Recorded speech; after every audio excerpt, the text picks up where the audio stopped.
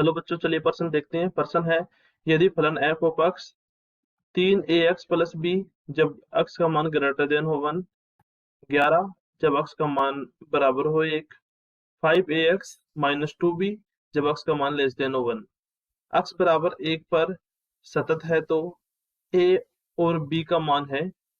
आपको चार ऑप्शन दिए गए हैं। पहला ऑप्शन है a 3,2, बी है 2,3, सी है 1,4 और डी है 4,1। इस प्रश्न के लिए हम सबसे पहले मुख्य अवधारणा जानेंगे। मुख्य अवधारणा, इस प्रश्न में हमें एक फलन दिया है तथा x बराबर 1 पर यह फलन सतत दिया गया है। तब हमें a और b का मान ज्ञात करना है। अतः दिया गया फलन है f ऑफ x बराबर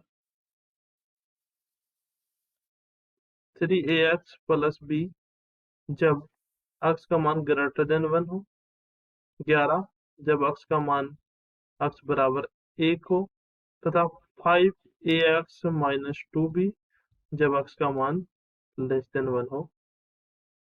चूंकि यह फलन x बराबर 1 पर सतत दिया है तो लिखेंगे चूंकि फलन f ऑफ x बराबर 1 पर सतत है,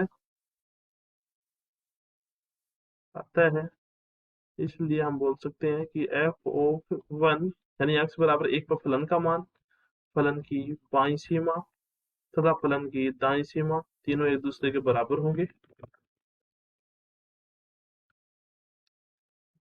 इसलिए सबसे पहले x बराबर 1 पर f ऑफ 1 का मान आ जाएगा। देखिए x बराबर 1 पर फलन का मान 11 दिया हुआ है तो यहाँ पर हम डायरेक्ट लिख देंगे 11। अब हम बाईं सीमा का मान ज्ञात करेंगे यानी LHL का मान ज्ञात करेंगे। हम जानते हैं LHL बराबर होता है सीमा h से 0।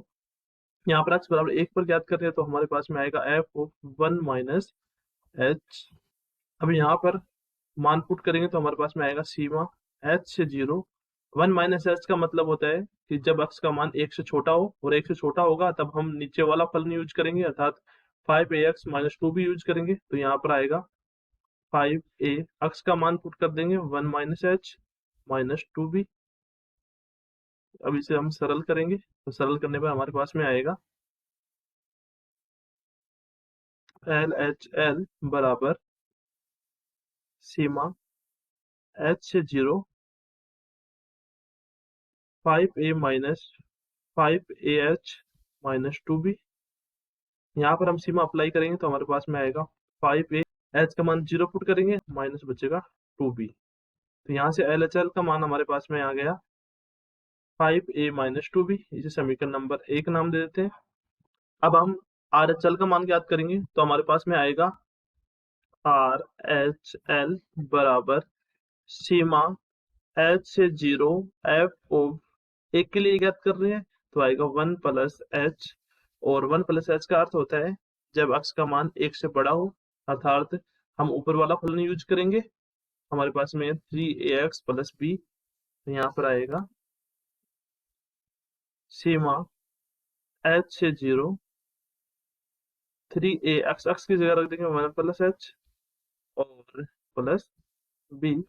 अब यहाँ से हम इसे सरल करेंगे तो हमारे पास में आएगा सीमा h से 0 और 3a plus 3ah plus b।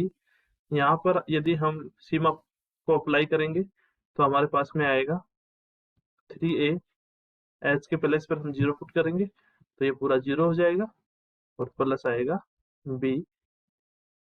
अतः RHL बराबर आ गया 3a प्लस b। इसे समीकरण नंबर 2 नाम दिया।